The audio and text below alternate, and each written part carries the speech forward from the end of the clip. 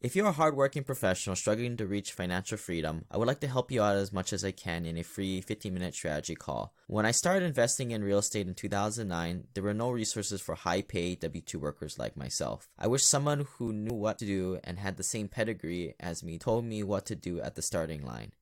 As I wind down the year, as a limited-time holiday gift, I would like to connect with you to give you a free strategy session, open to new members to the Hui Do Pipeline Club. Book here at simplepassivecashflow.com/talk. Hey guys, I just wrapped up seeing a few of you in Huntsville and Dallas recently. Great to see everybody and hope to see everybody in 2020. To check out future and past events, go to simplepassivecashflow.com/events.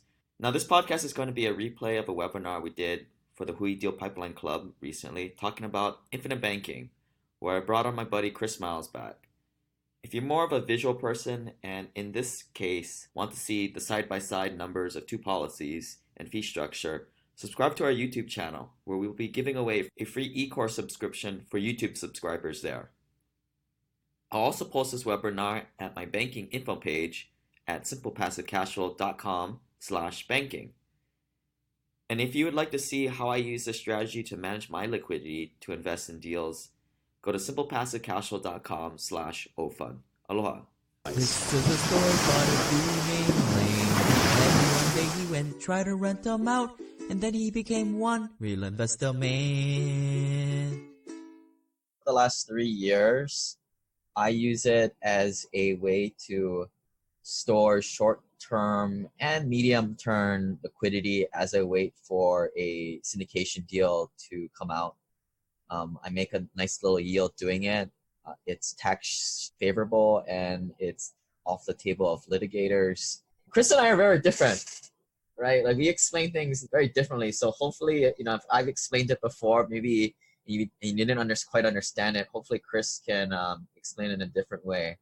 But this is something that a lot of wealthy people do. If your net worth is under, I would say $250,000, this probably ain't for you. You probably need to put every penny that you got to an investment, like in a single family home, just to get started. I'll let you take it away, Chris. Awesome. Yeah, I appreciate it, Lane. And so today I really want to talk to you guys about, again, this infinite banking concept. I'm sure several of you guys have even heard of this, or at least some of you guys might even be doing this. But I definitely take a different angle on it. I come much more from an investor perspective than what you'll see most people talk about this sort of concept with, because sadly, I mean, most of the time you hear people talk about are just insurance agents, right? People are just trying to sell you a policy, and they think of it like this long-term thing, something that you have to save up for many years. But my experience, I mean, I've been a financial advisor, or as you can see here, an anti-financial advisor for the last 18 years. First 4 of those years, I was the traditional mainstream financial advisor that totally sucked. Basically told you to buy mutual funds, don't buy real estate because real estate doesn't really grow, and all that kind of stuff. And it was bull crap. Like when I saw the real evidence, I realized that none of that stuff works. And that's why I keep hounding all the time. I do like my podcast on the Chris Miles Money Show and stuff is, hey, like this alternative investments, the stuff that Lane's teaching you is absolutely legit. It's seriously the only way.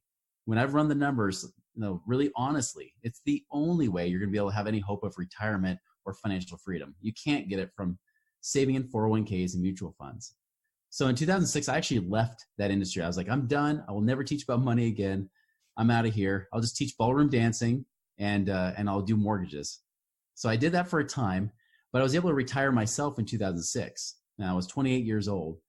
And in the process, part of the way I was able to do that is I met other millionaires. I met guys that were in real estate, they were doing other things, and they were actually getting real results. And even though I had been life insurance licensed before, I had never heard of doing this whole infinite banking concept. And as time went on, not only did I learn how to do it better, but I even learned how to do it better than even how people that call themselves infinite bankers do it, because they're always thinking long-term, put your money in here, grow it forever, and then maybe you can retire off it. And the truth is you can't retire off. There's really nothing that a financial advisor can offer you that will help you retire, whether it's IRAs, whether it's mutual funds, life insurance, doesn't matter. You will never be able to retire using those things. So this was kind of a concept that started developing and perfect to the point where this becomes like a really high cash, high returning type of supercharged savings account. tax-free savings account we'll talk about. I forgot to point this out. Like, I think as simple passive cash flow listeners, when you hear life insurance, your hair should stick up at the back of your neck, and you should already get this queasy feeling because most times when people are trying to sell life insurance, it's a kind of a scam. I mean, it's what your slimy buddy that you met in college or high school that you haven't seen in 6 years calls you up, wants to take you to lunch. What we're talking about today, it's life insurance, but the whole reason why we're using life insurance is because there's a little loophole that's not taxed, why it's a technique that I like to use. I definitely got to give kudos to you too, Lane, because I mean, for example, I went through the recession. I went from millionaire to upside down millionaire, right? And then I came back out of it and I was able to retire again 3 years ago. And once again, due to you and then our mutual friend, Buck Joffrey, Buck was like bugging the crap out of me to say, hey, Chris, you got to teach this stuff because the guy you referred me to that does the insurance, he's kind of, I don't know, he's just not cool. Like he just doesn't explain it well. You've done the best job. How do I get you out of retirement? And it's actually because of you and him, I actually came out of retirement to teach some of this stuff and even find out ways to do it better, So yeah, we're talking about double arbitrage, right? We're talking about how do we get our money to pay us twice? So the big thing, again, I talk about is acceleration, not accumulation. It's not about just trying to save up money and build and grow it over 5 bazillion years. It's about how do we create speed with our money? How do we create cash flow with it? And the thing is, like everybody in the financial industry, they don't get it. I mean, you got your Dave Ramsey's out there telling you, hey, basically let your life suck forever. And then someday you might actually have some sort of freedom, right? And I'm not espousing that at all. They don't understand it. And they definitely don't understand what I'm going to teach you because he's teaching you kind of what Lane just said about the slimy people, how they do it. He'll say whole life, for example, is horrible. And that's because he's talking about the slimy stuff that's out there. There's good ways to do it and there's bad ways to do it. And definitely he doesn't get it. But banks have been using this for years and decades. They get it. They've been doing it. For example, I remember in the recession when they started reporting their numbers, banks like Washington Mutual, for example, they had about 42% of their assets being held within life insurance policies in the cash value. I remember Wells Fargo was about 25%. I mean, Chase Bank had a good chunk of their money in there too. So this is not a new strategy. But the cool thing is the way I do it, it's definitely more supercharged than the typical way. Now, here's a basic concept I want you to understand. So let's kind of go away from life insurance for a second and talk about leverage, right? Like there's really 2 ways to use money. Either you use cash or you borrow it, right? So either you're going to borrow money from somebody else or you're going to use your own cash. Here's the key thing you got to understand. You're always paying interest. Always. Now, we all know that, of course, when you borrow money, like you borrow from a bank, you're paying interest to them. But what about when you pay cash? Why is there interest being paid there? Well, the way that happens is because when you pay cash for something, you've lost the ability to earn any interest on that money. So when you say you pull it out of a savings account, it's not making money in that savings account anymore. So hopefully you're putting in that investment, whether it's with Lane or wherever it is, you're putting that money in that investment, and then that's kicking off a return. But again, you're not making money over here just on that investment. So the whole thing we're talking about here is how can you make money there and here at the same time? How can you make money twice? So let's talk about compound interest versus simple interest, because you understand this concept. One, this will blow your mind from an investor perspective. You will no longer ever want to do the whole Dave Ramsey method ever again with paying off your debts the same way. I'm totally cool with paying off debts that don't serve you. But when you realize about leverage and how it all works, it will blow your mind. So from an investor perspective, this is awesome, but it'll also help you understand it from a life insurance perspective too. But there's 2 types of interest. So let's talk about a mortgage. Say you have a mortgage that's $300,000 and you have it at 4.25%. It's a 30-year mortgage. If you paid the minimum payment on this mortgage for the next 30 years, it will cost you $231,000 of interest. So not double. Some people say, yeah, you'll pay twice as much in interest as your mortgage. No, you won't. No, that's not even close. The exact number here is $231,000. And actually, I think I rounded up a little bit. So $231,000 you'll pay in interest over those 30 years. Now, aside from people trying to throw little bits and pieces, or when they try to pay extra principal to their mortgage, that doesn't do anything to save you any interest. You save very little throwing extra payment to your mortgage. Your best bet is if you had $300,000 in cash today to pay off that mortgage now to save that $231,000. That is your best case scenario for saving on the interest side. So let's just assume that you do have 300,000 in different assets that you could use, liquidate to pay off your mortgage now. Now, if you had that money, you could pay off your mortgage, say the 231,000. But what if you didn't? What if you actually instead took the 300,000 you could use to pay off your mortgage and instead invest it? And let's just say you invested in a crappy CD, right? Earning 2%, just 2%. Now, this is where I want you guys to use the little chat feature here. I want you guys to make a guess here. If the interest rate, the interest you pay over 30 years on a mortgage at 4.25% is $231,000 in interest, what do you think you'll earn over 30 years on $300,000 saved in a CD? What do you think you'll earn in interest on that? So go ahead and just put this in. We'll make it like Price is Right, right? So go ahead and just type in a little chat toss. He says 425,000. Jay says negative crap. I don't know what that means. But we have an interesting crowd here. I think that's Jay's way of saying, Price is Right version, saying $1, right? He's just trying to get the low bid. 175 from Jennifer. You got 100,000, Gene. So again, 2% over 30 years on 300,000. All right, you guys ready for this? I'm going to make sure that this is not frozen here. All right, here it is. 2%, $243,000, $400 is what it is. Now, if you remember, 4.25% on that mortgage was costing you $231,000 over 30 years. But even earning less than half the interest, only 2% interest, you earned $243,000 on top. So you basically made an extra $12,000 by making less than half the interest rate. Now, a lot of people will be like, whoa, what? Like, how is that even possible? How does that even work? And I think some of you guys get it because you guys have made some guesses that are all over the place here, right? This is where it comes down to. When you keep your money in savings, when it's there in savings, it compounds on itself. When you pay on a loan, like when you pay principal and interest on a mortgage, it's simple interest. They are not the same interest rate. There are two very different calculations. Another way to look at it visually is like this. The green section of this is the compound interest. It's kind of like this curve, exponential curve that goes up like this, right? But when you pay on a loan, some people say, yeah, they screw us on the numbers here. Like they charge us all the interest in the beginning. They seriously do not do anything like that. All they're doing is just simple math. But when you pay a payment, obviously most of it goes to interest in the beginning and some goes to principal. But as you keep paying that balance down, you still have the same interest rate, but less and less is being charged in interest. That's why more and more goes to principal over time. You have this inverse effect where the exponential goes down over time. So that's what happened. That's why you don't have this massive compounding number of interest on 4.25% when you pay on a mortgage. But when you let it grow and compound, that's where it's different. Now, here's where it gets fun, guys. What if you earned the same interest rate? $745,000. You basically netted an extra $500,000 by making the same interest rate, $745,000 on 4.25%, right? We keep going, 10%.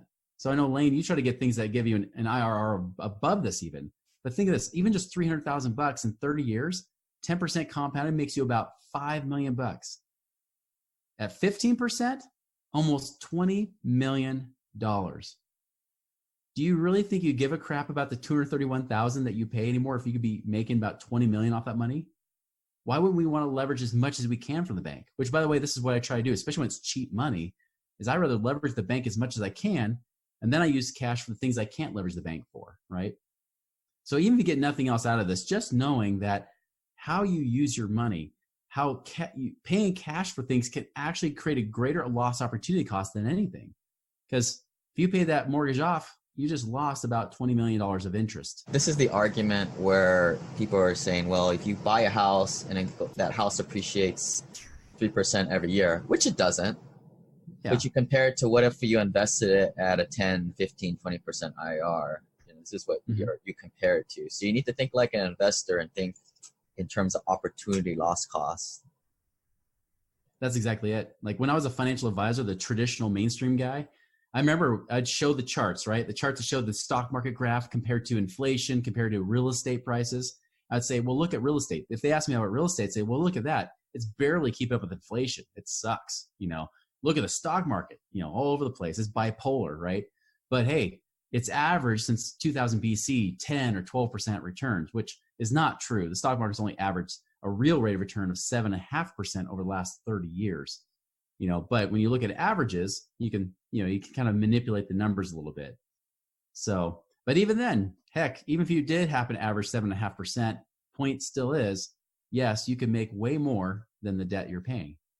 Now, why am I bringing this whole compound simple interest thing up? Is because life insurance uses this strategy. This is exactly when I understood this concept, why life insurance made sense to use rather than my own savings account. Because then I realized, wait a minute, I can make way more money using this and using it almost like a HELOC that pays me interest. Or another way to look at it is like a Roth IRA with no limits, right? So I use high cash value whole life. I use this as a difference because, again, whole life insurance can be designed a variety of different ways based on how the insurance guy or woman will design it.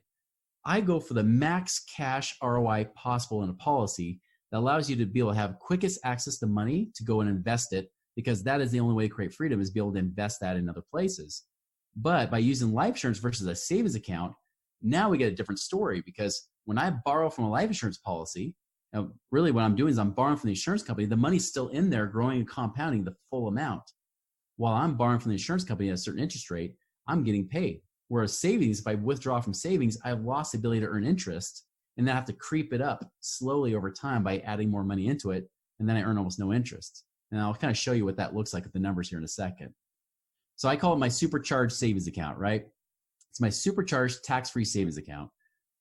All I'm doing is I'm doing the same strategy you would have done with your money anyways, but I just add one little extra step. So where most people just take their money, they put into the investment, they get cash flow, and then that cash flow goes back into their checking or savings account to build up to reinvest again, right? Same exact strategy, but I use my life insurance instead to build that cash. So instead, I'm taking the money from my checking or savings, putting it into my policy.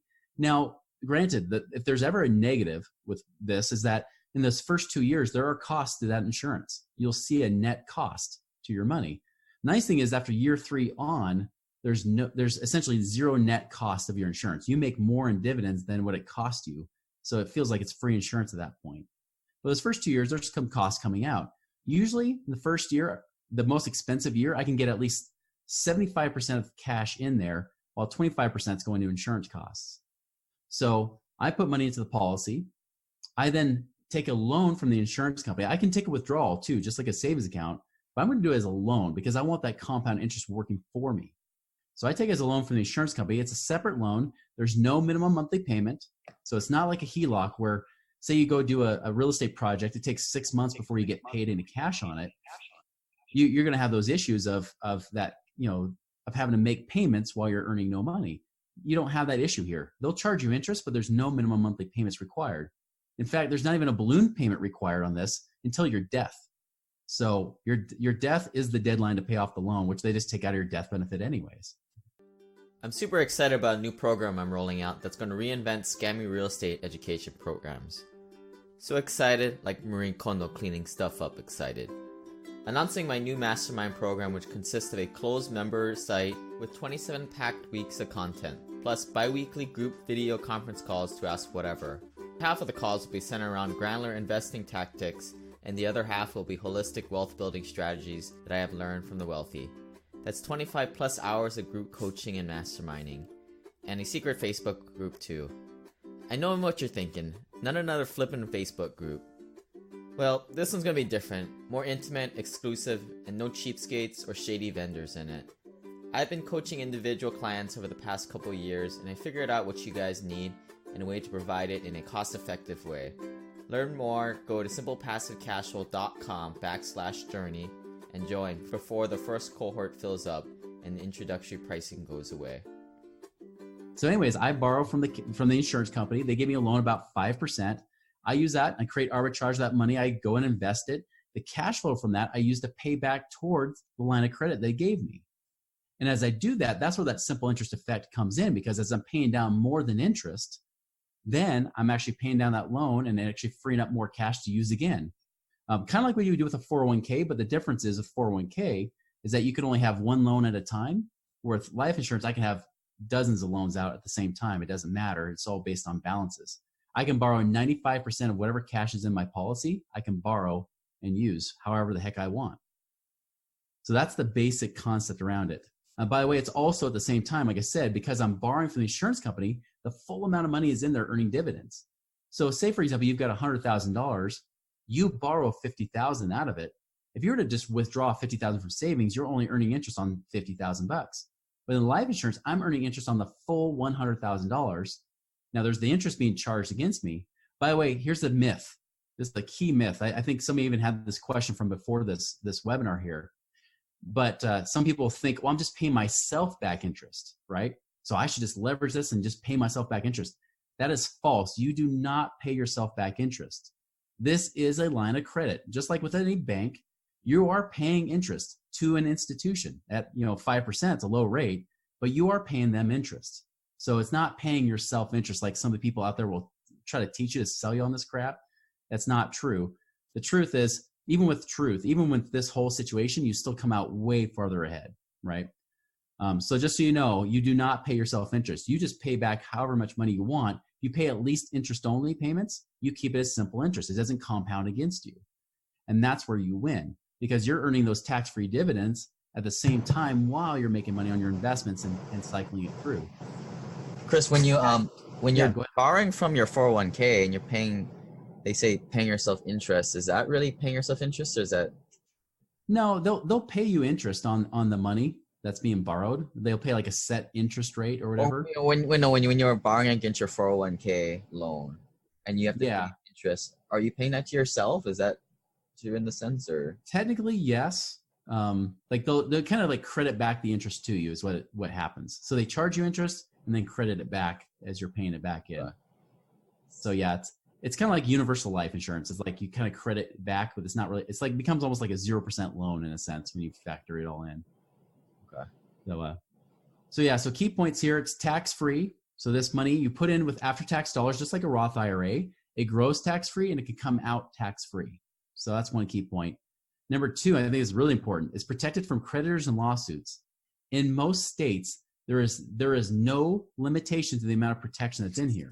So if somebody sues you and wins, even if they win on that lawsuit and they can get money from you, they can access almost any of your assets. They can access, they can put a lien on your home to a certain level. They can take out money from your IRAs. They can access your savings accounts, just about anything. But with life insurance, they cannot access it at all. Even if you're a millionaire with several $1 million saved up in this life insurance, they cannot access it in most states. Other states like California, it's limited protection. You got at least $250,000 protected in there. So some of the states where they tend to be more liberal, they tend to give less protection, but in over 30 of the states, it's an unlimited amount of protection that you have in there. Guaranteed growth, it's guaranteed to grow regardless. There's no stock market rides or anything like that. There's no stupid limits or penalties. So there's no 10% penalty for early withdrawal. Like I said, you can access the money whenever you want. There is no 59.5 rule. There's no limit. Like even if you pay your own 401k, right? If you're a business owner and you pay your own 401k with the match and you're maxing it out, or a SEP IRA, you're maxing out to about $50,000 a year, you don't get capped on this. We've got investor friends that are doing $500,000 a year into this. Some are doing $10,000 a year. I mean, you can do it however the heck you want.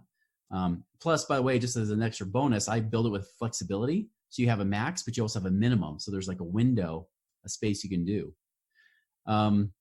Bank leverage. I'll talk about that in another example here in a little bit, but there's ways you can use it for getting bank loans. And then access to cash now, like I talked about. It's about getting that money today. Can we go back to that other slide, Chris? I'll this one right here. run over it the way I look at it, like, just to reiterate the same thing. So tax-free, here's how I do it. I don't know, like what does my policy pay me? Like 4% or something like that. So I don't pay taxes on it because it's via my life insurance policy. Is that the right way of explaining it, Chris? Because of a loophole, or not a loophole, but like the way tax code is written, it's not tax. Yeah, they pay you dividends, but they also pay you return of premium. So it's like a rebate. And so with the tax laws, it's very similar to a Roth IRA. They keep it tax-free. So yeah, any dividends you earn inside the policy within it, not from your investments outside, you still get taxed like normal on your other investments. So that's why, like if you're investing with Lane, you want to make sure you share the depreciation stuff because you get some tax breaks. But like with this, anything inside the policy, the cash that's in there that's growing and get paid dividends every year, that's all growing tax-free. and then you can access it and take it out tax-free as income or later on if you wanted to.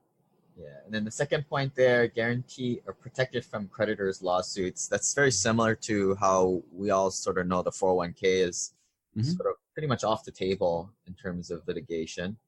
Yep, 401k is the only other place you get that kind of protection. And the guaranteed growth, like, there's not much guaranteed things in life, but the people backing these life insurances are guys from the Civil War era. We can talk a little bit, like, these are like the big companies that invest in the really, really big Class A buildings, or those huge buildings that are just investing for preservation of capital. Yeah, I mean, that's one thing that's nice. Like I have one company I work with, they started in 1849, and they've paid a dividend every single year since then. Through all the different depressions and recessions and everything, they've paid out every single year, and so it's awesome. I usually work with companies that have paid at least 100 years in a row, because I want to make sure that they pay through the Great Depression and everything, But yeah, I mean, they're investing in their own portfolios. They're buying up, like, sometimes they're buying, like mortgages and things like that, different notes. They're buying more stable type things. They'll buy a lot of bonds too, like government bonds or whatever it might be. They'll buy different stuff like that. But yeah, I mean, they're paying out pretty regularly, Right now, I know some of those companies are paying between 5 and 6% right now, tax free. Right. And we don't like to say anything is risk-free, right? No. But this is as close to as I think you can get. Yeah. Probably even better than a bank, right? Yeah. They have what they call reinsurance that they buy, that they are required by law to buy, which reinsurance companies are insurance companies that insure an insurance company in case they become insolvent, in case they go out of business. They can make sure that nobody's policies, they don't lose their money or anything. Even from that standpoint, FDIC, you hear the numbers, like there's only like 3% of people's total savings that is actually in reserves for the FDIC.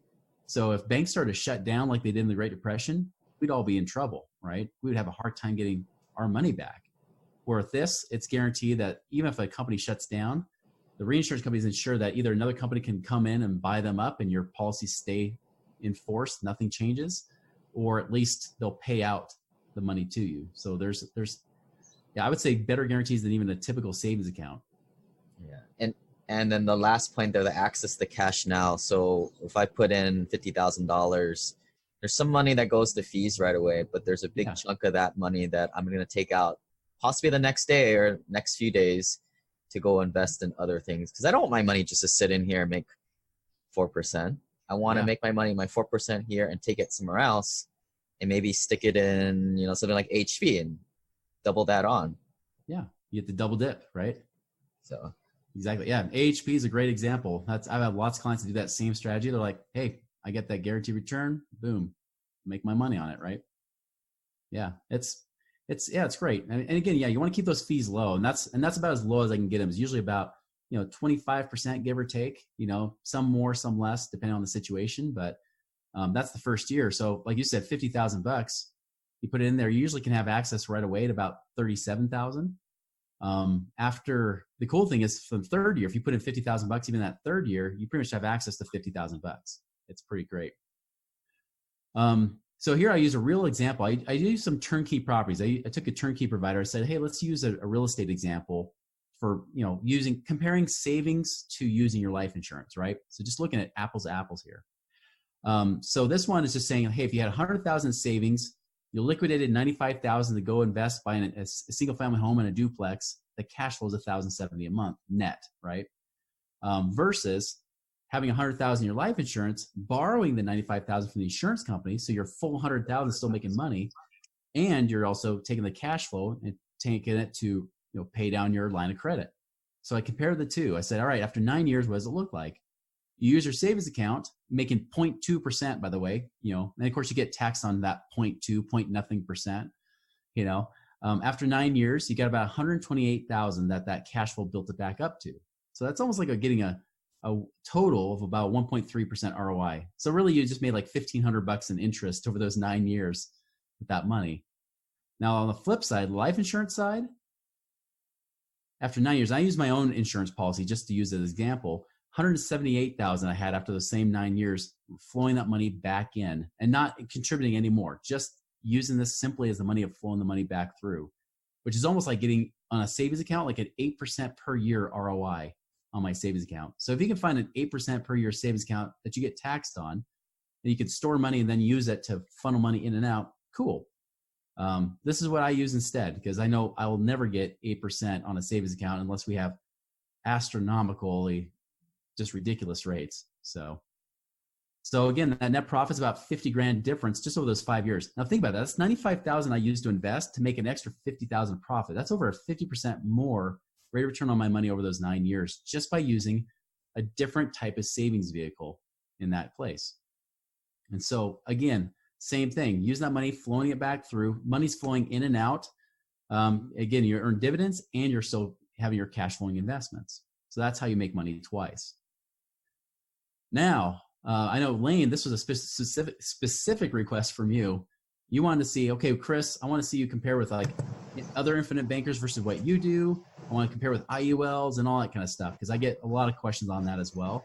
Yeah, Just I for think you. a lot of people, about half of this group have seen this concept before, but you know, I think it takes a few times to get it wrapped around your head. But after a while, let's just drop trousers and let's look at the numbers, right? And let's compare. Yeah. It's interesting. I had this woman come to me. She said, hey, I had this guy run these numbers. It was with the same exact insurance company. This is why it's so important to understand that it's not about which company you go with. It's more importantly about who designs it. Because the problem is most insurance agents, see, I'm already financially independent. I don't need the money. Like I was able to quit. So this for me is just kind of fun. But most insurance agents, this is their livelihood, right? So this guy that she went to, this guy I actually know personally. He's good at what he does. He's one of the better infinite bankers. But she said, well, how's yours compared to what he would do? I said, well, let me run the same numbers. She was just putting in 10,000 a year, right? His number was that one on the left. I was highlighted in yellow there. The 6947 is what, so about 30% or so went to cost. The other 70% went in. Mine, there's about an extra $100 or so that went in mine. Cool thing is that one, you'll see a year 6, he drops down the minimum. His is $29.50, mine's $28.74. So I have a lower minimum because I have less cost coming out. And by year 7, he had a little under 52,000, while mine had over 60,000. So essentially, by doing the same thing, same company, over those 7 years, I save her about $8,000, which that's now money she can go and invest, right? So, and again, he was one of the better infinite bankers out there. A guy that I actually really respect. But I was like, hey, you can still go with him, but he's a good guy. He's honest. But that's the thing, is like I've learned the little tricks to milk out every little dollar I can get out of these to make it less cost, better ROI. Well, it's greed, right? I mean, if you go back, Chris. Some people they're just not familiar to what even this is. So I'll kind of catch people up here. So on the left side, you've got the total premiums. That's how much you're putting into this policy. You've got to kind of feed the beast for what, 6-7 years or something. You did that for 7 years. Mm-hmm. So you have to come to like some kind of design plan where you're going to have to feed this thing $10,000 a year or $50,000 or $100,000 a year. Mm-hmm. And in this case, I told Chris, a lot of us are engineers, so we like factors of 10. So I tell them they do a 10,000 a year, which is actually a pretty small policy in my opinion. So you put in 10,000 your first year 1, and then your total cash value is almost $7,000. So that's the amount of value you can the next day pull out and go invest that in whatever you want, or pull it out and buy a jet ski with. What Chris is kind of talking about here, in the first year, you're like, oh, geez, like 3,000 of it went to fees, right? And it's like, yeah, there's a utility value to this type of policy. It's insurance, and that's what you're paying for. But as Chris mentioned earlier, and it probably went over some people's heads until you see the numbers here.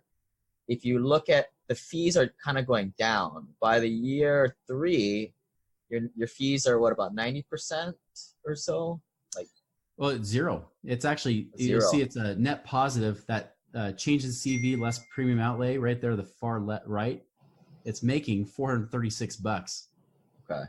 Right there, so. But initially, whatever you put in the first year is going to be what, like 25-30% is going to fee. But that that Yeah. goes down by year 2, 3, 4, 5. It goes down every year. That's the nice thing about whole life is that costs actually decrease over time versus most life insurance where it increases over time because you get older, right? So this is how we highlighted here is how you compare the fee structure, because it's super complicated, right? Until It you can be, know yeah. you know what to look at, and you're kind of just looking at, all right, if I put in 10 grand, this is how much my cash value is going to be and how much fees therefore it was in the first year. 6,947 for them other guys. And Yeah. then this other policy on the right, you know, some me guy here, 7,056. Not much difference, but When you go 7 years out, it definitely adds up. yeah. Yeah. It's like $8,000 difference, over about $8,500 difference right there. It's all about design. And by the way, like this guy on the left, you know, compared to me on the right, I mean, that guy on the left, he wasn't like one of those guys that's trying to screw people over. He was doing a great job as a, you know, being an infinite banker. Just so you guys know, and contrast even more, a normal whole life policy in those first 2 years, you'll have probably zero cash value in the first 2 years if you buy a normal whole life policy, the kind that Dave Ramsey doesn't like, which I would kind of agree with them. You would have zero cash value after 2 years versus having 15 grand doing it this way, all because we figure out ways to cut costs, which actually just saves you. Give you another example. I had a guy that he owns a turnkey company. He was only putting away like a little over 5,000 a year with this other guy was an infinite banker, as he called himself. I knew the guy personally. I told him, I was like, this guy's a schmuck. He's not an infinite banker. This guy's all about the paycheck. Well, after 6 years, he said, man, I put in like $36,000 and I'll only have 19,000 in here, right? When I do it with people, usually by the 6th year at the latest, they've broken even on their costs and have more in cash than what they put in. Well, for him, he's put in for 6 years. He's only got half the cash in there. So he was mad. And so I said, hey, let's do it this way instead. And when I showed him, it's like, hey, in 5 years, you break even. He says, I'm going to do that. I'm going to do 50 grand a year instead of 5 grand a year. Because he's like, this is a no brainer. So we even canceled that other policy he had, transfer the money over. It boosted his cash value even more. And actually for him, about year 4, he breaks even on his costs. So he was pretty thrilled about that. And that's, I mean, at that point, you think about it, it's like your insurance costs you nothing that whole time. That's even better than buying term and investing the difference. Do you know the reason for the difference in the CV growth? Like in this particular example, I'm guessing? Yeah, I don't quite understand the question. Yeah, I mean, if it's what I think it is, I mean, the difference in the CV growth, at least with the way I do it, is just because I find different ways to minimize costs. Just so you know, insurance companies don't train you how to do this. They're all about trying to train you how to sell the typical policy because they want you to make this a long-term thing. They don't want you to be an investor with this money. So this is stuff I've had to learn and pick up over the last decade, really. So typically what I've been seeing is your first year, 30% are going to go to fees, and therefore whatever you put in your first year, you can take out 70% day one. Yeah. How does that range in terms of like let's use a extreme example of a smoker who's really out of shape, unhealthy, the lowest health level, and a little older. How low do you see that dip for that type of profile? It depends. I mean, it depends on how bad it is, right? I mean, obviously the worse the health, the more it cuts in the ROI. But I'll tell you, and it depends how much you're funding into it too. Like this is a $10,000 a year policy on someone that's in their 40s. So this is not the best ROI you can get. This is actually an okay ROI compared to what you can normally get. Normally I try to get that between 75 to 80%. So if it were using the same number, 10,000, right? I would try to get to at least 7,500 to 8,000, but because it's a lower number for her age, it's not as good of an ROI. But for smokers or people that are out of shape or just, you know, in bad health, I've seen that still we can at least get, you know, 60% plus of their money in that first year. Yeah, the takeaway is it's not much. Yeah, it just depends on how we're designing it. My whole goal is, again, with any given situation, I always reverse engineer. I always figure out what's the max you want to put in and then figure out how we get the best ROI based on that max. That's really what I do. So it's not about like, hey, can I buy 250,000 insurance? Like, yeah, we can figure that out, but I'd rather just figure out well, what amount of money you want to put in and how we get the biggest bang out of this so you can make this thing really sing, you know? So we had another question. Can you Yeah. explain the death benefit in your policy increasing consistently versus the IBC increasing then decreasing? Yeah, I mean, they both do. Well, I guess, yeah, so what it does, if you see it on the one on the left, it increases, and that's what whole life does. That's a nice benefit, is that the death benefit grows every year. And then what happens when you make it a paid up policy, which means you have no more premiums due the rest of your life, based on wherever the cash value is, it'll say, here's how much death benefit that you need to have to keep that cash in there, but it can still keep guaranteed to grow. So you'll see his death benefit drops down from 358 down to 158, but then it starts growing from there, as well as the cash value keeps growing from there too. Mine does the same thing. I just had it done at a later date. So it started doing that after age 60. It drops a little bit in the death benefit, but then it starts, actually hardly dropped. It dropped like 50,000. So it was hard to see, but then it kept creeping up after that. By the way, I showed more years going out just because I wanted them to have more flexibility, because with life insurance, it's actually easier to ask to do less than it is to ask to do more. So if this person where she was like, well, I don't know why I did 7. That's just what the guy told me. I said, well, do you think you might want to go longer than 7? Well, maybe. I'm like, well, let's leave the option open so you can, but still in my example, I could still have it cut off at year 7, just like theirs. But now they don't have to ask for permission to do more. They can just say, I want to do less. I want to stop. And then the question, how soon can I borrow money from the insurance? Within the month. With certain companies, every company has different rules, but the companies I usually use, you can usually borrow within the month. Some will make you wait a year, but I like to do it where you can access within about a month.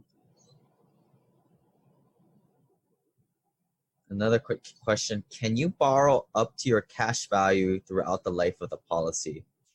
Or you can borrow up to 95% of your cash value through the life of the policy. Yep. So you have to leave 5% in of whatever that total amount is, just so that something goes wrong, you don't pay the interest or anything, like it's still got a buffer on it. So that's the main thing. But yeah, 95% of whatever's in there at any time there. So if you're making 4% plus or minus a percent or 2 on the yield, when you take a loan from it, at what interest rate ranges are you getting charged effectively? Yeah, it depends on the company. Every company's different dividends, different loan rates. The one I use a lot, like their dividend's about 6%, but their loan rate's 5%. So it just depends. Some are ridiculous loan rates. Like if you have a Guardian policy or Northwest Mutual, I love when people have Northwest Mutual because they suck. Like their policies are just ridiculous. And so especially if you're trying to bank with them, I actually tell people not to borrow from those policies because you don't want to be paying 8% on those. There are ways to go around it where you can actually borrow from other lenders. They'll give you like prime rate loans. You can borrow from them and do it that way. So there's little workarounds sometimes if you have those kind of policies. And here's what I do. I mean, not a CPA or giving any tax advice here, but I take those loans because I'm buying investments in my business. So they're tax. You can write off the interest. I'm writing them off. Yeah. Just like any loan that you get, if you use a HELOC or you're using your credit card, you pay interest on that, but if it's business purposes, you can write off the interest. Yep. That's always a nice perk. Cool. All right. Should I move on, Lane? Yeah, before more questions come in. All right. So here's one. I get a lot of people that say like, well, yeah, you do this with IUL too. Just so you know, I used to sell IULs before they became popular. I was one of the first guys actually was promoting them and being big about it. Here's the thing. Here's why I don't use IULs, especially from an investor perspective. One, there's no double dipping. You do not get that compound versus simple interest effect at all. The way they work is when you take out a loan, you'll take out, maybe it's at 5 or 6%, but what they'll do is they'll credit you at most 5 or 6%. So they make it like at best a 0% wash loan. But if you did that, say it's $100,000 cash value you have, you borrow $50,000. That $50,000 you borrowed does not earn any interest. It basically is stagnant. The other $50,000 makes interest, but this money does not. With whole life, the full $100,000 earns interest. So one, you lose out on double dipping. Two, costs go up over time every year on a UL, any kind of UL policy, right? They're basically renewable term insurance is what they are. It's like the old Toyota Camrys compared to a Lexus, right? The Toyota Camry is the cheap version of the Lexus, same parts, same everything. And the Camry is kind of like the term insurance, while the Lexus is like the IUL or the UL policies. They're just term insurance, but the thing is that IUL, you'll pay more money for it. So costs go up every year. And then two, there's no certainty. So IUL, a lot of times people say, hey, it's awesome because even if the market goes down, because you get stock market type of returns, you get none of the downs, but you don't get all the ups either. You get like a floor to a ceiling. So it might be 0 to 10% or 0 to 11 or 1 to 11, something like that. Here's the problem. If say that the floor is 1%, but your insurance costs that keep going up every year are more than whatever little piddly 0 or 1% you earned on those down market years, which are coming here soon, right? If that happens, you can actually lose money in those policies. So you can actually get to a point and say, oh, shoot, I got to put in more money than they told me just to have any cash in here at all. It's like running out of cash, start eating itself alive. So you have to be careful of that. That was one thing that when I taught other agents how to sell IULs before, that was one of the things when I looked under the hood, right? I was like, oh, yeah, that doesn't always work well. So from an investor perspective, not great. I will usually use IULs for certain types of strategies, or like people that are older, like maybe they're late 60s to early 70s. I might use an IUL if they just want death benefit. But for this strategy I'm talking about, I don't usually use IULs. It's primarily whole life because it's just cleaner, it's easier. Oh, here's a bonus one I didn't put in here. There's no fees, where IULs and ULs have surrender fees, so you can't access the cash early on. Let me show you that right here, in fact. Using $12,000 a year going in, the left-hand side is the IUL, right-hand side is the policy I was creating to do apples to apples for this person. Notice in the first year on the IUL, 0 cash surrender value. So even though, yes, there's $4,000 in there, because of surrender fees, you have access to 0 money in the first year. Mine, you had almost $8,500 in there. And even at year 5, they had 28,000. Mine had 58,000. By year 25, they had 455, almost 456. I had 591,000. So not only did I have more cash, but there was more access to cash early on that allows you, again, to get that double dip effect, that compound versus simple interest. All those things, all the flexibility that people hope to have in their universal life, but you could still do it better with the whole life if it's designed the right way. And again, we're talking about index universal life, IUL. Right. And the way I explain that to people, and 99% of life insurance guys don't get it. They think we're doing this for yield because we're investors, right? They think we want yield, but this is just a means to kind of cycle money around and invest outside of this thing.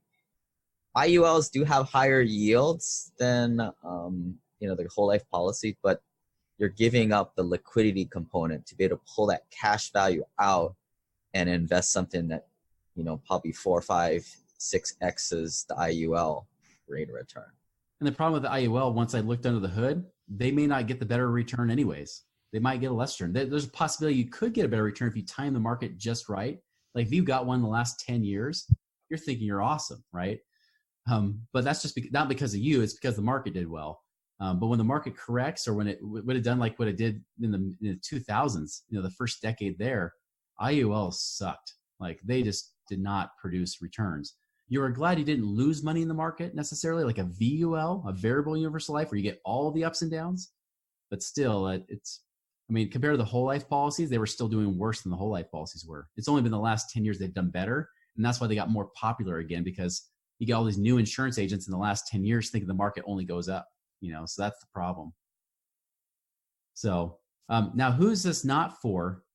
I mentioned older, some people that are older, or particularly if you've already retired, if you're at the point where you're just consuming cash flow, you're not building assets, it's not for you. This is really best for those that are trying to grow your assets, create an income snowball where it gets bigger and bigger to where you can start creating more and more cash flow, right? So you're trying to cycle money through. You're accumulating assets. You're accumulating cash flow. For those that have already done that, they're like, hey, I'm now living on my cash flow. There's not that flow of money coming in. I'm living off every dollar. This is not for you. Or if you're paycheck to paycheck and you can't afford anything, it's not for you there either. I had one guy today where it did make sense for him because he actually was max funding his 401k. He's now using this instead of the 401k. So that's now an extra 18 grand a year he gets now put into this instead, and now actually invest it however he wants. He doesn't have to be stuck in the mutual funds that Fidelity or whoever says he has to invest in, right? Who is also not for people that have bad health. We talked about that a little bit earlier. I have a guy that he's like a great guy, but a great investor, but he's over 400 pounds. So, I mean, his rates would be ridiculous. So our workaround with him is we insured his wife. We got insurance on her instead. She was in great health, perfect health, used her, and actually got great returns. I've also had people do this with their kids, get up policies on the kids, and they use this instead of a 529 plan. Because a 529 plan, you don't use it for education purposes, you'll lose. But with with using this, you can use it for whatever you want. You can invest it however you want. It doesn't have to go into mutual funds like a 529 plan. You can invest it however. Hey, if they don't go to college, great. You can keep it. You can keep investing with it. You keep it for the rest of your life, or even down the road, you can even gift it to your kids and say, hey, I know you didn't even know I had this money, but I'm going to give this to you. I'm going to turn the ownership back over to you. Now you can use it however you want. So here's your little wedding gift, or here's a money for your down payment on your first house, or whatever you want to give it to. This website offers very general information concerning real estate what for Chris said there investment is just genius. purposes. Every I mean, if you investor got a situation is 529 unique. plan, Always seek you the need to get rid of services that of thing. licensed third-party Sure. appraisers and inspectors to verify the value 529 and plan is condition kind of of any like a property you 401k intend to purchase. Use the investing services of for the professional clueless. title and escrow It companies is. and licensed tax, 401k, at investment, least and you or can legal pick what advisor funds before you're in. relying on any 529s, you can't even information pick the contained option. They herein. just tell you, Information is based on not your age, guaranteed, you're as in investing every here. investment there is And risk. the market The happens to content tank found right before here your is kids just go my to college. opinion, Now and you things just put change, your and I reserve the hard-earned right to change my dollars at mind. risk Above right all at the else, wrong do your time. own analysis and think for yourself, Like, what are you because gonna in tell the them? Hey, end, kids, can you you are wait the for the only next person who is upcycle? going Can to you wait look another out for 5 your years best before going to interests. college? You're not going to say that, right? So, yeah, I love freedom. I love flexibility. So here's ways I use this. One, I use it as an emergency fund or extra cash reserve. If you're trying to build up your war chest or whatever, right? You're trying to get more powder, like they're talking about with the next recession. It's a great way to do it. Honestly, like with my wife, she keeps changing passwords on me for our savings accounts. I can't remember what they are. So I just go into my policy online, click print statements, save as PDF, send it to, whenever I'm getting a mortgage, like I just refinanced my mortgage recently to get to a lower rate, send it to them and say, here's my cash reserves. They say, check, next. Because you can actually use life insurance just like cash savings on a mortgage application. So you can just say, hey, there's proof, there's money in there. Check, moving on, right? So I'll use it for that. Cash flowing investments, we already talked about that. Short-term or cash flowing investments, this is awesome to use for that kind of stuff. If you're a flipper, if you're flipping properties, I mean, awesome, way better to use it even than a HELOC. I love using HELOCs, but I like to use those more for quick cash flowing investments, where if things like maybe it'll take a half a year to a year to get paid on a deal, this is a great way to use it because you don't have to make those minimum monthly payments. They just charge you interest. You pay it back whenever. I actually had a lady recently where she said, hey, okay, I just did a $125,000 investment last year, borrowed for my policy. Now I got paid back $155,000. So I made 30 grand of interest on this deal. She's like, should I pay off my loan or should I invest it again? Because I already know where to invest it. And I said, well, don't pay it off. I'm like, if anything, just pay off maybe the interest on it, $6,000 of interest. Take that extra 150 grand now and go and invest it wherever you want. You don't have to pay it back. That's the great thing. So she did. She went and did that. Collateral is another one. Collateral is awesome. Like I had a guy who was in Minnesota. He bought a commercial building for him to office in, plus rent out some office spaces, right? The build out on it and everything was $375,000. He said, hey, Chris, I've got $310,000 in my life insurance policy. Should I just cancel the policy, just cash it all out and use that money? I was like, don't cancel it, because if you're not careful, you could get taxed on some of the gains if you cancel a policy like that. But secondly, let's do this instead. Let's go to a bank and see if they'll do a line of credit using that as collateral. So basically, they'll give you a loan based on that as being your collateral there. So he went to his local credit union and said, hey, can you use my $310,000 for collateral on this $375,000 loan with build out and everything? They said, yeah, and we'll even give you a 3.25% rate on it. His payment on $375,000 was only $1,800 a month, which is awesome. I mean, even just the rents he was making well making above and beyond his payment, right? Well, after a year and a half, he got it built out and everything. He went back to his bank and said, hey, now that it's built out, there's obviously value in this property. Can you take the lien off my life insurance? They said, yeah, and we'll keep the terms the same. So he still kept the super low rate of 3.25% on a commercial building, still paying $1,800 a month. And now he's got the $310,000 to invest however the heck he wants. So there's cool ways you can use it that way. Sometimes I have people pay off loans. They'll pay off credit cards with it at times, and that can increase their cash flow and use it that way. Extra retirement income. I mean, obviously you can use it down the road whenever retirement is, whether it's 7, 10 years or 20 plus years down the road, you can create extra tax-free income for yourself. And then, as I mentioned, kids savings is a way to use it. Yeah, so one of the questions came in. So how are agents incentivized? Would an agent make more or less money selling me a policy that is better or worse for me? And I'll add in there, aren't these policies sort of like commodities? I mean, as long as you buy it from like a top tier guy, it's pretty much how much fees do you want to pay to your dude, right? Yeah, it doesn't matter if you buy from the company itself or you buy it from an insurance agent, you're going to be paying fees, right? I mean, so insurance agents are paid off those insurance costs. So the reason that you have more cash in those first years is because I figure out how to minimize the insurance costs as much as possible, which, yes, that's what I'm paid on, right? Most insurance agents, even if they know how to do this, they realize, in fact, I had a 2-hour argument with the guy about whether or not you should do this strategy, because he would do the plain old version where you'd have zero cash value for the first 2 years. And he would make the argument. He'd say, yeah, but you buy more death benefit, and that's the power. So I did apples to apples comparisons. I ran the numbers. I said, hey, I'll match your death benefit, and I'll still have more cash in these policies.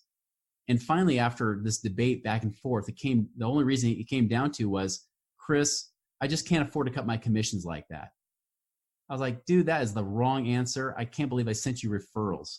Like, that sucks. In fact, I stopped sending him referrals after that. This was like a decade ago, but still, like, that's why most insurance agents know that if they do this, it cuts into their commissions. But what I've learned is if you have an abundance mentality and you realize how human nature works, just like with my friend that owns that turnkey company, right? When he realized he would get most of his cash back, he went from doing a $5,000 a year, like a $5,600 a year policy with that one agent, to doing $50,000 a year with me. Ironically, even though he's getting a much better ROI, I actually got paid double what that other insurance agent earned, all because of doing the right thing for the person. But again, most insurance agents, it's their livelihood. They see the paycheck and they're afraid to cut those things back. So sometimes they'll just say, hey, I know I can do more, but maybe I'll just do in between. Maybe I'll just give you a little bit of some cash in there. Maybe you get 50 or 60% in that first year, not 70 or 80. Is it a good option for older, higher earners near the end of their work career? I know you mentioned, like if you're older, there's a little bit of fees of this, so there's a crossover point, right, where it makes sense. What about in this case? I had a guy, same thing. He actually lives out in Oahu, right? He lives in Hawaii on the other end of the island where you live, Lane. And he was asking about that too. He's like, I'm looking to sell my business in 2 years. So, what should I do? Now, the thing is, he had about $500,000 just sitting in his business checking account. I was like, well, then let's not worry about so much like investing with this, although we could. His wife, especially, wanted that cash reserves available. So I said, why don't we move that money over the course of like 3 years, the next 3 years, move it in there, and then drop it down to the bare minimum thereafter. And then, like after the 7th year, you just make it paid up. And the truth is, because there's cash value in there, he could borrow from the cash the month before the payment's due, put it in. And the cool thing is when you put the money in, it goes right back into cash anyways. So you borrow it to just put it right back in your account again. It's kind of fun. So there's ways you could do it that way, but it just depends on the situation. There's another strategy that I talk about here with like an infinite ROI. This works especially great if you're in your 50s or younger, but if you're older, this could be one way where you get the banks to pay the premiums for you. There are ways to do that too. So there's different ways you can do it. Another situation where I think this is a really good idea is like, you get one of these investors that have been working for quite a while. They have a pretty good net worth, 500, actually $1 million or $2 million or above. And they've been investing in the whole 401k nonsense for their whole life. And they finally read this purple book and they understand they need to go into deals and buy rentals or syndications. But I'm like, no, you shouldn't, like, you just started learning about this stuff. You should slow down. Don't think you're going to invest $500,000 in the next 6 months or a year. Yeah. Maybe throw 50, 100 grand a year into this just to slow you down. You've been sleeping for 2 decades. This is a good way of just, doing something to slow you down and to build up these cash reserves and to get your money, maybe not making 10, 15%, but certainly 5. Yeah. You absolutely could. I mean, like I've had people that said, you know what, I just want to use this as a way to diversify my money in different places, right? You know, just have extra cash reserves. I mean, my wife, for example, she's like, Chris, I want minimum 120,000 in cash that you cannot touch. And so I'm like, well, I don't want to be keeping that in, you know, my bank account earning 0.1, 0.2%, or even an online savings account earning maybe 1 or 2% and getting taxed on it. So I told her, it's like, all right, great. I'll keep 2/3 of those reserves in the life insurance. The other third we keep in local banks or whatever and online savings. Then anything above and beyond that, I invest. You know, I can use that money to invest it however I want and generate more cash flow. You know, so that's a cool thing, is that really it's really your imagination that's the limit here. What is the net worth threshold be for retired people where this makes sense? You know, the way how I do this particular strategy, this one here that we've talked about, net worth really doesn't matter. It's really based on cash flow, right? It's based on how you're flowing and accumulating money. If you're not in the place where you're accumulating assets anymore and trying to build more assets, you know, maybe we don't use this strategy. Maybe we use like, you know, the bank financing strategy that I talked about earlier, you know, this infinite ROI thing, you know. But no, I mean, like, it just depends on where you're at. I mean, there is no net worth thing. It's all based on flow of money. How, you know, what kind of money we want to flow through this thing. In fact, if your whole thing is, I just want a death benefit, okay, well, maybe we just focus on a death benefit. We don't try to add more cash to it, because that's what we're doing, is we're just overfunding these policies. You could do minimal funding of these policies too. So you can, just depends on what you're trying to achieve with that. Got a good question here. People are getting creative. So they're asking, is the dividend that you're making, that the insurance company's paying you, more than the interest you're paying in the loan typically? Because then why not put all your money in here and put it in, and putting it in savings? You know, that's a great question. I mean, if you do it like the way I teach you to do it, then yes. I mean, like, it will definitely create that arbitrage effect, you know, if you're paying it down. Now, here's the thing, is that a lot of companies, they'll always have like some sort of spread, right? Like, I know one company, they'll say, hey, you know, if you borrow at 5% of that money, we'll, instead of paying you 6%, we'll pay you on that portion of money 4.35. And as you pay the loan down, you get more of the 6% instead of 4.35, you know? So there's a little bit of spread. They, at best, sometimes they'll make it just 5 and 5, right? Sometimes it'll be like 5 and 5 even. So it just depends. Again, you know, you wouldn't just throw all the money in and just borrow from it and never pay it back. I mean, you could do that. It totally works, but it doesn't quite get that extra compound effect that I talk about, where you get that acceleration of money. So the way to do it is definitely, if you can pay at least the interest only payment or more, that's when you create that little extra double arbitrage there. And I think you have to think, you can't just think of it in terms of interest rate. And even if it is tax-free and you're considering it a business cost, remember, you're taking a loan, you're paying some fees out of it too. So you have to account for that. It's a two-phase math equation. Back out the fees and then figure out the percentages you move through the time horizon. 1, 2, 3, 4, 5, 15 years, 10 years, 20 years. It's not impossible to figure out on your own when the crossover point is. Yeah, it's good. It's a good point, because there's no extra fees when you take out a loan. Like, some people say, okay, do they charge you extra costs? No, they just charge you interest. It's not like a HELOC where you pay $300 or $500 to do the loan. It's not like that. It's just pure interest. But there are insurance costs that obviously you have, especially in those first 2 years. And so I had a guy, he was an investor. He said, hey, Chris, I've got $80,000 and I want to invest it, but I want to run it through your policy. How should I do it?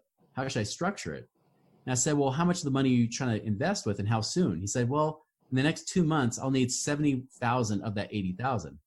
I said, well, I'm not going to tell you to dump in all 80,000 in the policy, because you may only have about 60,000 available to use. So instead, let's just have you do 36,000 in the policy. So then you have about 30,000 or so available, and then keep your other 44,000 in cash. And between the two, you'll have enough to do the investment. So, you know, I always have to tell people, it's like, no, it's not just like, you know, savings account, you're just putting the money in and then you just pull the money right back out. There is initial, especially in those first 2 years, there are some costs. But once you get past that, I mean, the costs are way more than worth it up front to be able to create the benefits you create year after year after year with this tax-free returns. Yeah. I mean, the goal is for like a high net worth investor, $1-2 million and above, is that you want a little slush account. You want to know where you can go and grab 50, $200,000 in case somebody steals your kid and you need to pay ransom money, or a good deal comes up. That liquidity is nice to make a little yield on it that otherwise you wouldn't make even 1%.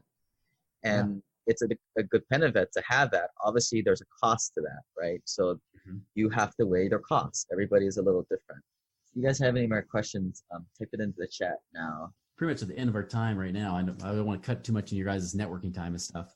If you want, I can show you that one more thing about the infinite ROI really quick. Yeah, go ahead.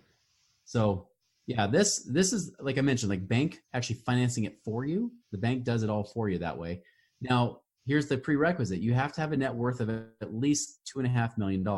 And that's not like accredited investor net worth, right? This is like net worth including all your business value, which is always debatable. You can usually, most people undervalue their businesses from what they actually are valued at. Home equity, all of this counts. But if you have a net worth of at least $2.5 million, $5 million if you're over the age of 50, but if you have a net worth of at least $2.5 million, you can get the bank to pay your policy for you. So think of this as a separate strategy. The first thing I taught you was short term. This is like the first one with the infinite banking. This is all about how to create cash flow now and invest now. Think of this as like this infinite return pension plan in about 20 years. Not to mention banks paying your death benefit for you so you don't have to pay it yourself, right?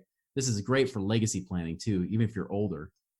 So banks pay the premiums for you. They pay the full premium. The cool thing is after about 20 years, you can start drawing an income of anywhere from like 50 to 500,000 or more a year, depending on your situation. So what happens is the bank pays your premiums. They charge you at LIBOR interest rates, and they'll pay you those premiums for 15 years, right? They're charging you those interest. And then after that, what you want to have happen, because of course in the beginning, cash value is less, while premiums are higher, but eventually what happens is the cash value catches up and surpasses the interest. You're basically creating arbitrage off their money because LIBOR right now is charging like 3.7%. If you're earning 5-6%, who cares? I mean, we're going to start passing them up, right? So after those 15 years, now you've got extra cash in there. You could pay off the bank, and all the leftover cash is yours to use for your own income. So just kind of show you a quick spreadsheet on an example of one of my clients. Here, the bank was putting in that $364,000. So they're putting that in every year for 15 years. And we just kind of projected the LIBOR rate. We put it at the current rate, but we kept jacking it up every year just to be conservative, right? Because we don't know, LIBOR rates could stay low and it would be great. It could be way better than this, but we just want to see what would happen if they did increase the rates over those years. And so they charge you the rate. You can see the end of your loan balance in year one, they charge about 30 grand of interest. So you have 394,000. Your cash value is only about 170,000. So you're upside down about 235 grand, right? The cool thing is your death benefit, even after the loan's paid off, if you were happen to die during these years, your death benefit's over 9 million, almost 10 million bucks. Now, as time goes on, now you see like at year 19 or year 20, they pay off the loan, right? The loan was like $10 million. You had 11 million. It gets paid off. Now you're left with, in that little column E there, $1 million. And plus you got a $7 million death benefit. So now you just leveraged the bank to use all the money. You put in none of your own money. You paid them off. Now you've got $1 million bucks and a $7 million death benefit. And you start pulling off about 182,000 a year in income. So it's definitely not a short-term strategy, but for the right situation, especially if you're a higher net worth, this could be an awesome additional strategy that you use to say, hey, I wouldn't mind extra cash flow in 20 years from now and essentially pay nothing for it. That would be cool. So for the people who are like, well, that sounds too good to be true. Like, how do the banks do that? Well, they know that they're going to get the interest back anyways. For example, when you're upside down, they want some sort of collateral. So whether it's like a letter of credit from your bank where the bank says, yeah, we'll create a line of credit for you that will cover that in case something happens. Like if you decide to cancel the policy, then that will cover their butts, give the bank their money back with the interest and everything. I'd say that's the one negative from an investor perspective is, yeah, I mean, you got to have some collateral, some skin in the game there. But like I said, you can get a line of credit that can cover that from your bank, or you can even use like brokerage accounts. If you got money sitting in savings, you got brokerage accounts, you got money sitting there in savings anyways, you can use that as your collateral. And then the banks say, okay, cool, we'll loan the money. As long as we know we can get our money back, that's what matters. There, I posted a couple of links, simplepassivecashflow.com/bank, where I have sort of a user manual. How do you use this? Actually, it's just for my own personal need, because every time I need to withdraw money, I forget how I'm supposed to do it. So I wrote like how I do it in there, and so you guys can kind of read up on that. And I even cut and paste the exact verbiage I do to send them an email to do this. And it talks about the flex paid off writer, which is a little complicated, and I don't know if we should go over it in this webinar, but I did a little write-up in there about that, and a whole bunch of other information, and also simplepassivecashflow.com/ofund, how I use this banking instrument in my whole investing scheme. Yeah, I mean, we don't have to talk about that necessarily. I mean, that's just, I mean, simply put, that's just us putting in more money than what's required, right? And then putting in extra cash. Yeah, kind of go with your point, like getting out the money. I just tell people, shoot me an email. You know, if it's less than $50,000, you can shoot me an email. I can forward that email to the company, and then they'll either, one, mail you a check, or two, direct deposit into your account, usually within a week to a week and a half. So it takes about a week to a week and a half to get your money. If it's over 50,000, then I send you a little form, say sign here, saying, yes, it's me. I want this much money out. Super easy. And I again forward it to the company. So it's really an easy process. Like if you want to get access to the money. The cool thing is it's not too easy, like a checking account or something like that, where you can on a whim just pull the money out and blow it, right? You got to think about it a little bit. So that's one thing. It kind of adds a little extra level of safety for some people. So we'll kind of close this out for with this question. You know, so this all sounds really cool. How do you suggest shopping around at insurance companies? There's a guy here who has an application open, but like the fees are, unless you get that side by side, right? It's hard to compare. It is. Yeah, you want to get apples to apples for sure. One, find an independent broker that helps. I'm one of those brokers, obviously. Like I'm a guy that designs them and actually writes them up, and I work with several different companies. And usually I'll try to go with the one company or whatever that might be the best for your given situation. But you know what I do? I always invite people. I'm like, shop me around if you want. Like seriously, like find an apples to apples. If anybody can beat me, please show it to me, because I would love to know how they did it. Because the truth is that even with people who do IULs, I still come out better than the IULs. And that's even with non-guaranteed returns of whatever they think the stock market might do, right? There's not even a guarantee on that. So, yeah, I mean, I love it when people say, hey, here's what I got from this other guy. It's like, cool, I'll beat it. You know, the best I've ever seen somebody do is match me, because they knew exactly how to do what I did with the same exact company. But even when they've used the same companies, I usually always beat those people too. There's his information there. What's your email? Get your email, Chris. And then if you guys don't get it, you guys can always email me. I'll forward it off to Chris. But yeah. If you want to email me, just shoot me an email, Chris. So just like CHRIS @moneyripples.com, just like you see there on the screen. Do not put in money nipples. I did have some guy that interviewed me. It's like moneynipples.com. I love it. It's like, I am not that kind of company. I promise you, not that kind of cash, you know, Money Ripples. Yeah. So there you go. No space. Yeah.